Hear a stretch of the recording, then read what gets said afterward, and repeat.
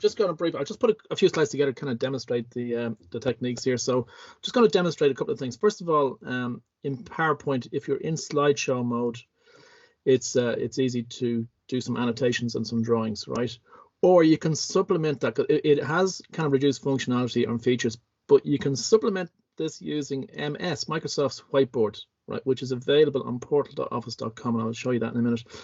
Or what I found out yesterday, which is actually even better again, is annotation in PowerPoint slide editor mode. You know, this mode here. This is what you're seeing now. You know, the way you can start moving things around, adding text and stuff. That's the editor mode, and you can do annotations there as well. Okay, so that's what I'm going to show you today, is the three possibilities.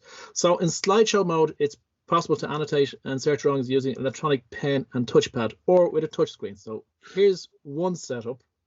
So that there is the touchpad. Now that's an old version, and I've borrowed that, and I need to hand it back.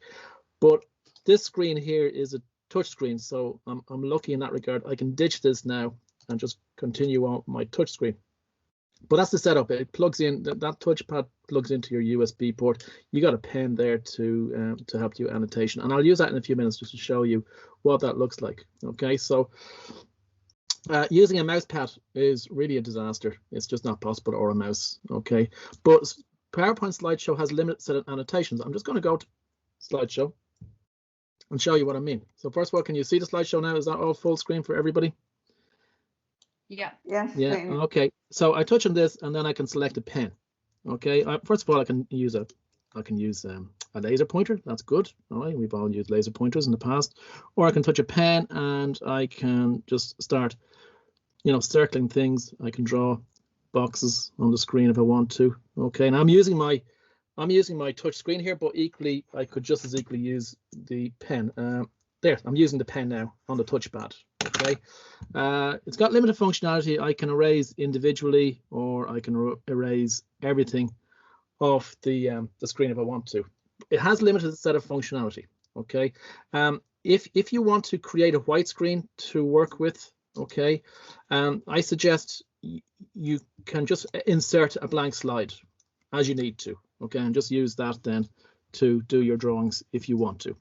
Now the second option then is to switch over to MS Whiteboard. So it's available on office.com, and we can use that to supplement our slides with pure whiteboard. Okay, I'm going to show you what that looks like now. Okay, so this is the entrance. You come at it from portal.office.com, the same way you get access to your other web-based Office products such as Outlook and Word and stuff like that. So you can't download this app, and this is unfortunate, right? Because the TUD license, Dublin license, does not extend to downloading the app. So you have to use this whiteboard as is in the browser. But it has decent functionality. So I've just opened a new whiteboard, and I can start drawing straight away. Okay, I can start drawing straight away. Has nice little extra functionality. I can put in nice text.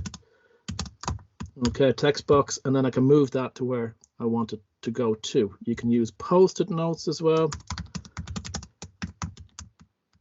And then you can move that to where you want it placed as well. Okay, I can move that. I can resize it. I'll just resize that. I'm using my finger on my touch screen to do that, or I can use, you know, I can rotate that if I wanted to as well.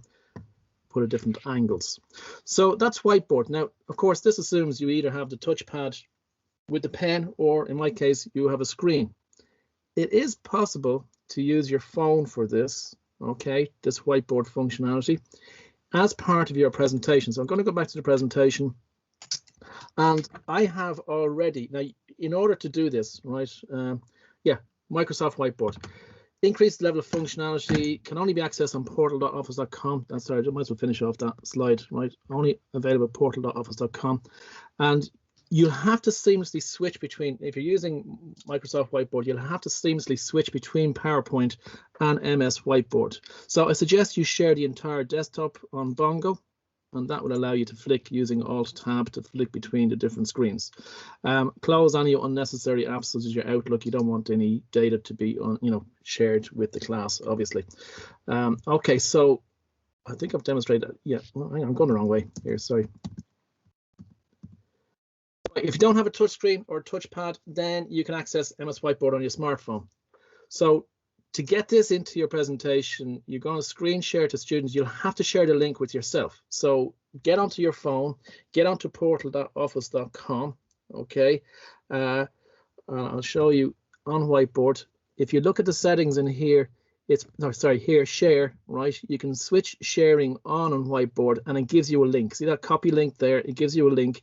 Copy that link. So go to Whiteboard on your phone, create a new Whiteboard, switch the sharing on, copy the link and send it to yourself, right? And now you can open it up as a clickable link on your screen, and then the students can see that by you simply switching to it. It's a little bit laggy. I'm going to show you that option now. Okay, so this is a whiteboard that is connected to my phone. So I'm not using my touch screen for this. Okay, I'm using my phone. So I'm able to draw my boxes. Okay, and I'm drawing them on my phone touch screen. And as you can see, it's appearing on your screen. It is a little bit laggy, as you can see. Well, you can't see it because you don't know what I'm typing, but I can do everything I want to do here. Such as add text boxes and stuff. This is more text. Okay, this is on my phone again, right? This is on my phone. I can move that around the screen and place it there. So if you don't have touch screen on your laptop, that's an alternative way. Now it is possible if you want to do this for students. It's up to you. There is an option and I'll go back to my previous whiteboard. There's an option here for saving it as your whiteboard as a PNG file. So at the end of your class or at the end of the week, if you want to, right, you can export it as a PNG file, send that out to the students. Now the beauty of the whiteboard is, as you're finished with that drawing, I'm just literally scrolling that up and I'm starting a new drawing. So a new concept, right? I'm starting a new concept and I can do that and I can scroll back to the previous one whenever I want to. So I've been using one whiteboard for 2 weeks of lectures now, and I've got all the drawings on one whiteboard, and I can revert back to any drawing I've done last week anytime I want by simply scrolling up or scrolling down. I can zoom in and zoom out as I wish to. Okay, so it's quite a feature-rich, piece of technology. Okay, now let me just see. What am I saying here? Slide editor. Yeah, slide editor. And this is the one I found yesterday. And this is interesting as well. So if I go back to slide editor, okay, and just press escape, discard those. So I'm on slide editor.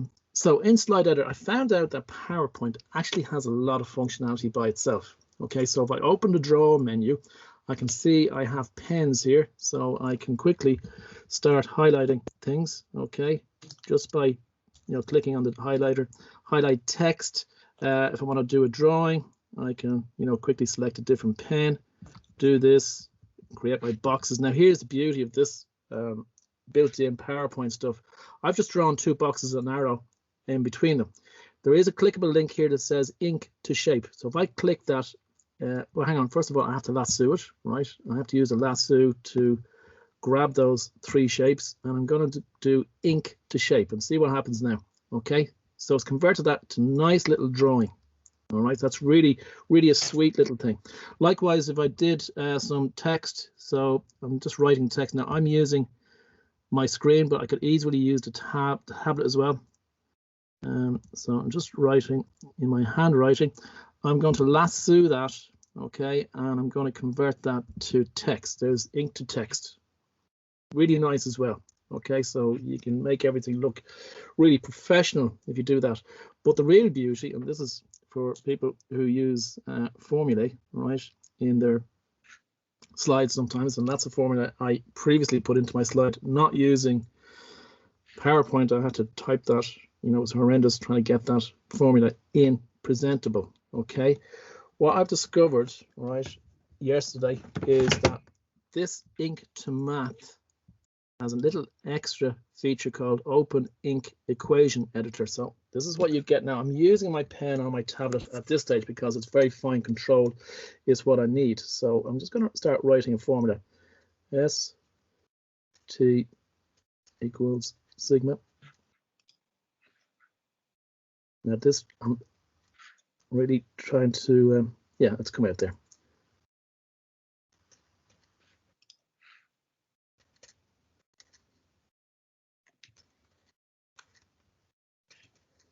Now I've made a mess of that pie. We'll see what happens. It's actually picked it up. Okay, so I insert that. Now I haven't got the default black text in this. It's in that box. I'm just going to change that to black text. Okay, and you can see, okay, it's kind of screwed up. Instead of sign, it's sign H, but it read a 2. That was my own fault, my own handwriting. But you can see how useful that is, and that's really fantastic. But you would need, for that kind of granularity of control, moving the mouse around, you'd need a touchpad for that. Okay, now I think I'm at the end of my presentation. I could be wrong. Yeah, that's it, folks. That's all I wanted to show you. I hope that you found that useful. Okay.